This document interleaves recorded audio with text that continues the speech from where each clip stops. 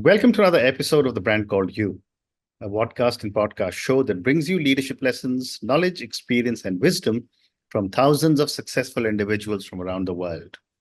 I am your host, Ashutosh Garg, and today I'm delighted to welcome a very senior and accomplished professional and entrepreneur from the UK, Mr. Gautam Hazari. Gautam, welcome to the show. Thank you, Ashutosh. Great to be here. Thanks for having me here. Thank you.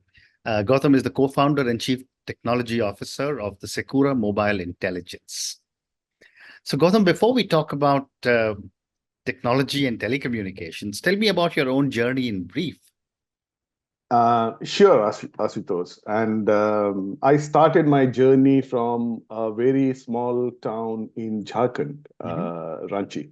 It was not Jharkhand when I left Ranchi. It was part of Bihar. Again, nothing was planned. Even technology before that, science was also not planned. And as it happens, during my teenaging days, everything, you start to feel that nothing is right? You're unhappy. I would say a bit angry as well. And then something happened, right? My, mama, my maternal uncle, he's no more. He died in a car accident, unfortunately. I think it was 1988. He sent me an 8-page letter, and that changed everything. He introduced me to Eric Burns' transaction analysis. And it was not a direct kind of solution to what I was going through, but it was hints. It was saying that there are 4 states, everything is in, you are okay, I am not okay, and things like that, right? But he said that there is only one state which needs to be permanent, which is I am okay, you are okay. And he said that here, you can be anything. You can be the situation, you can be a person, you can be a group, you can be, your problem. And then that helped me to think of, solution rather than problem. And that drove me towards physics, because I thought physics has got more solutions, and it tries to find solutions, not just look into problems. And then there was a natural evolution at that time. Everyone was moving towards computers. That was a natural evolution. Telecommunication happened by chance, actually. I never planned it. So in 2000, I started my journey in the finance world, as it happened during those days, right? 98, 99, it was all the Y2K things everyone was rushing towards. So I was consulting to many of the financial institutions around the world, large insurance providers, banks, and solving their Y2K things. And I came to UK in 2000 for 3 months to help out the Vodafone Group for their start of the digital journey. And that was my introduction to telecom. But then, as it happens, right? I didn't plan, but I never left, because I love telecom for a reason. Telecoms, I believe they don't know, but they humanize the technology. But we can talk about that later. Well said. And as the rest is history, right? So let's talk about Sekura. Tell me a little bit about Sekura.id and what is the concept you have, and what is the role it plays in internet security? Yeah, absolutely. First of all, Sekura is not a Japanese term. I get asked many times. It's not Sakura. Sakura, Sakura, is a Japanese term, but not Sekura. Sekura is, if you know the language Esperanto, it's a universal language. So in Esperanto, Sekura means safe. Okay. And the word Esperanto itself means someone who has hopes. So it's basically, linking up technology, hope, which is humanization, and safe. So where does it fit? What we are trying to do is, as I was saying in my, accidental entry into telecoms, right? One thing I learned, not being a telecom person, being a IT technology person moving into telecom, I started to look into from I would say outsider's eyes. Although I spent almost the entire my career then in telecoms, but initially I started to look into that. One of the things that I realized is, let's face it, let's start from the internet, right? The internet was never designed to identify the humans. It was designed to identify computers. That's why there are IP addresses, right? So fortunately or unfortunately, we humans do not have IP addresses. Correct. But then things happen. What happened was we humans started to use internet, but it was not designed to identify the human. So we started to, and initially it was all fine, right? Because if you remember, initially the verbs that we were using, what we were doing in the internet, browsing, surfing. So it doesn't matter if it is me who is surfing AOL or Yahoo, or it's you, or it's some fraudster. AI chatbots were not there at that time. So it didn't matter. But then we started to do interesting things in the internet. We started to do commerce. We started to, buy and sell digital goods or even physical goods through eBay and others. We started to do social media.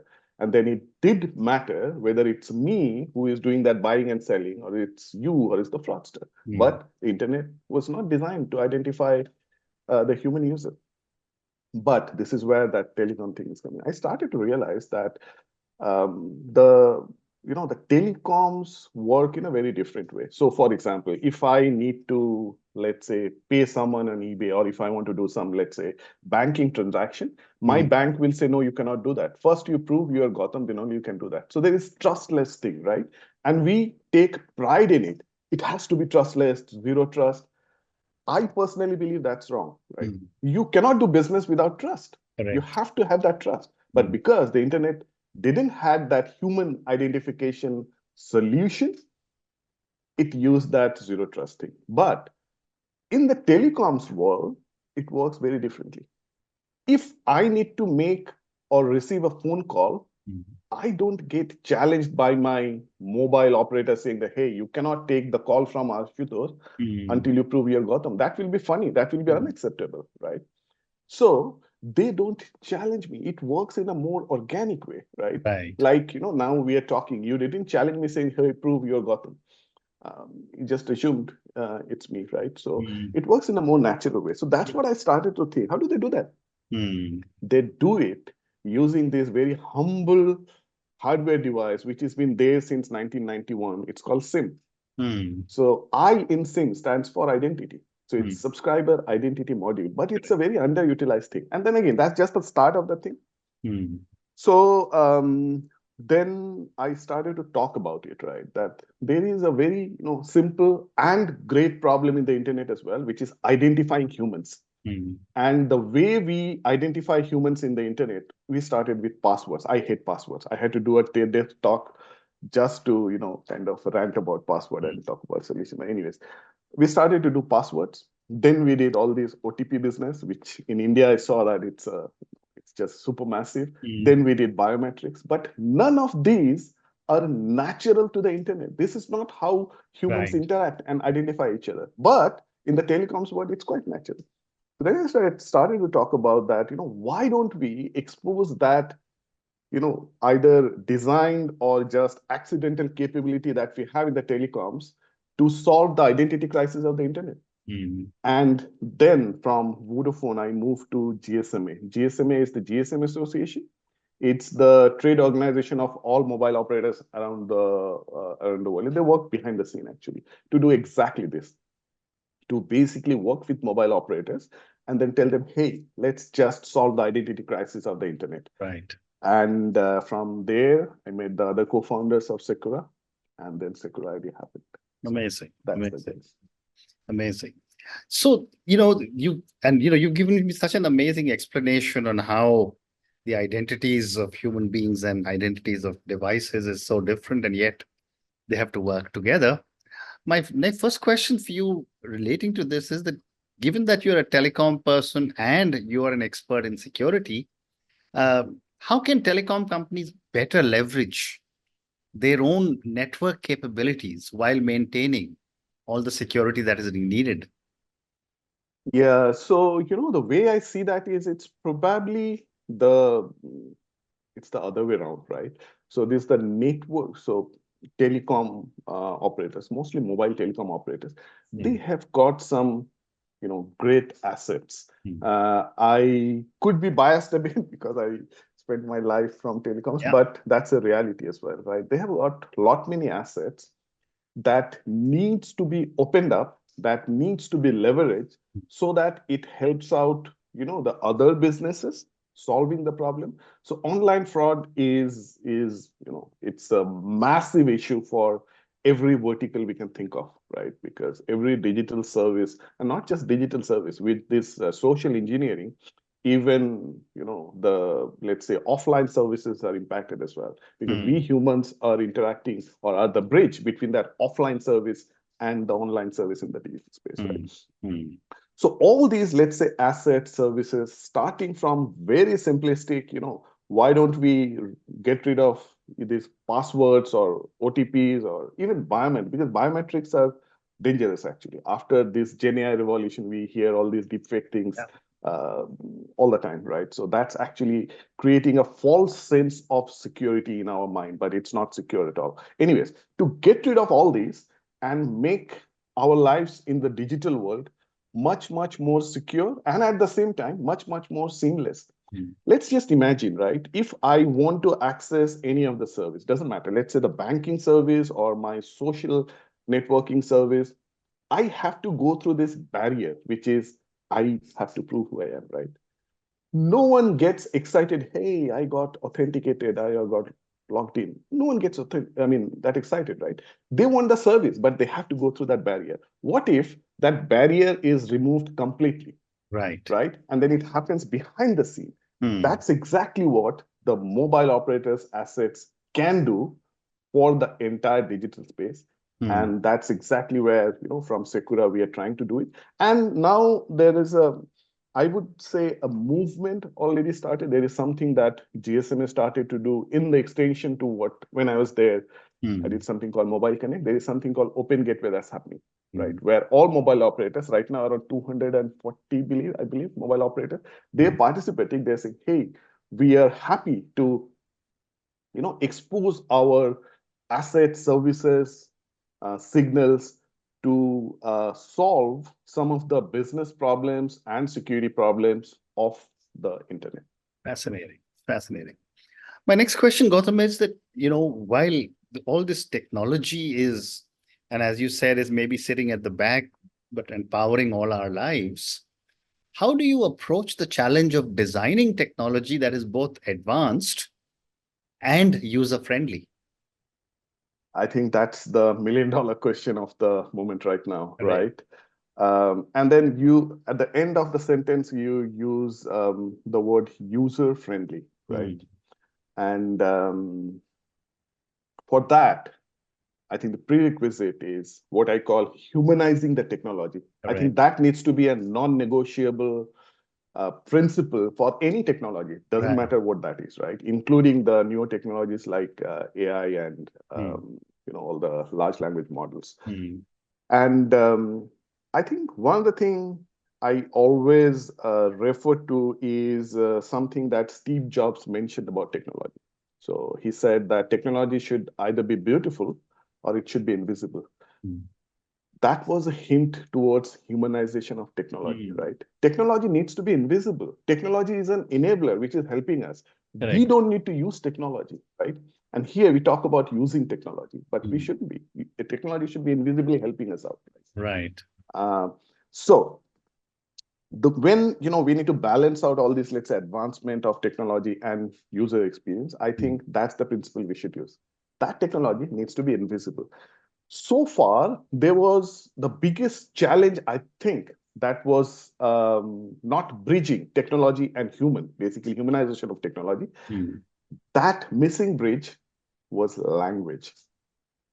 So Moravec's paradox, if you know what it said, was there are tasks which are easy for machines, computers, but difficult for humans. Like, for example, if you need to get a, let's say, cube root of a 200-digit number, it's very easy for the computer, but very difficult for humans. But there are tasks which are very easy for humans, but difficult for computers. And that task was language. And language was that, barrier. And that's why the user experience problem was there. User friendliness was not there. Because the computers or machines or the entire digital space was using a different language. That's why we had to invent assembly language, machine language, programming language, and so on, right? That had an impact on the user experience and the user interface.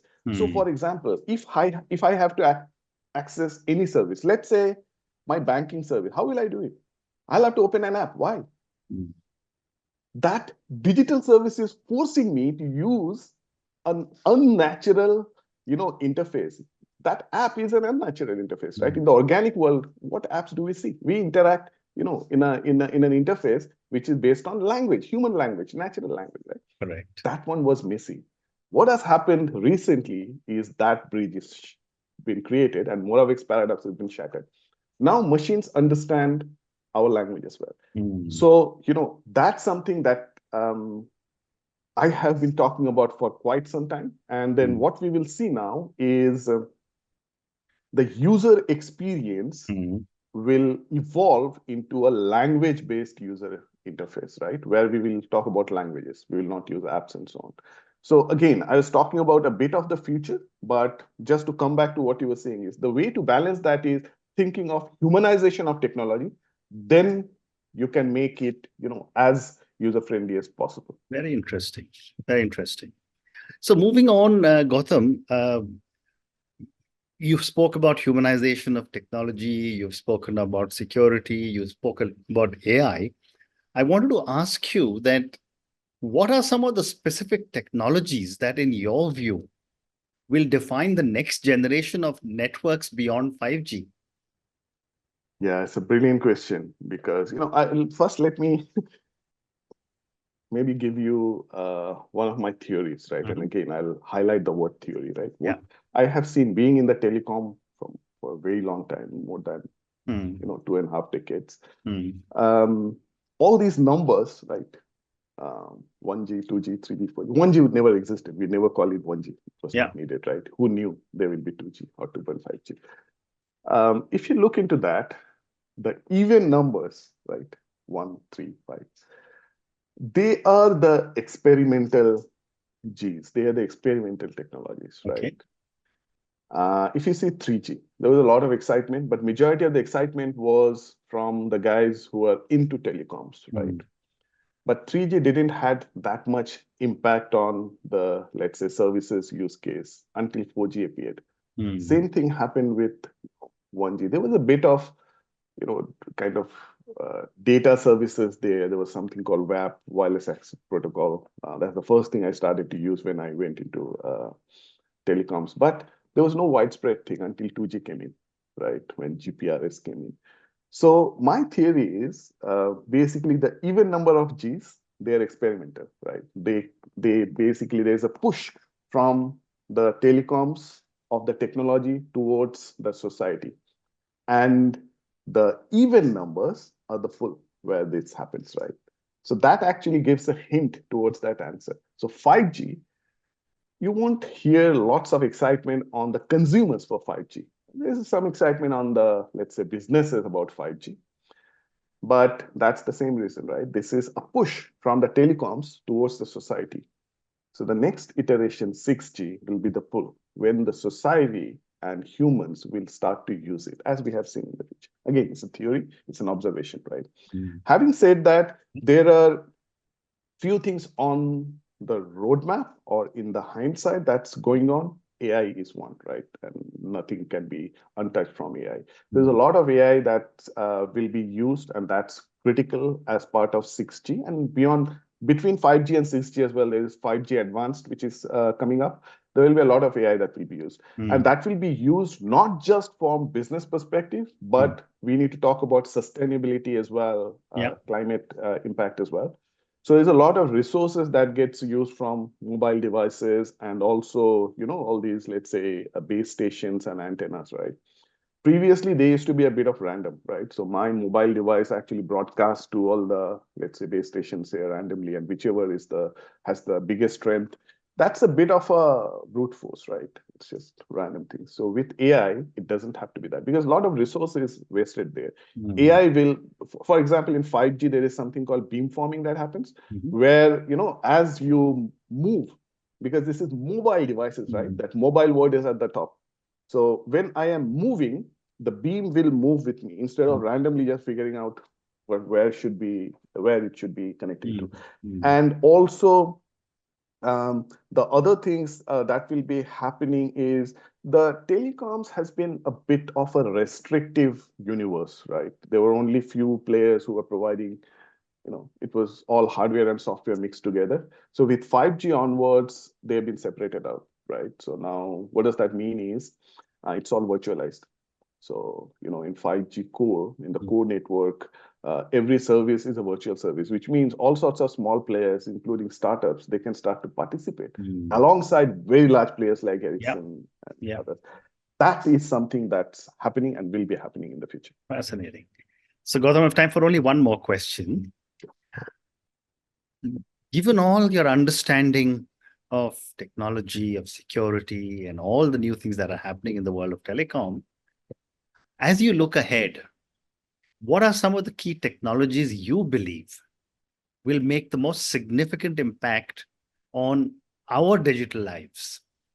Therefore, I'm asking you, as we humanize technology, to use your words, what do you think will be the biggest impact on human lives? Yeah, so I can only use the crystal ball that I can see, the speed with which technology is changing. Who knows what, right? One thing is for sure, AI will have the biggest impact. And again, that's nothing surprising. One thing here, I'll just say, I wrote an article earlier as well on, I think we shouldn't be blinded with the word artificial. Because then we start to distance it, or this is artificial. This may or may not be, because I was in a panel discussion last week on will AI ever become conscious?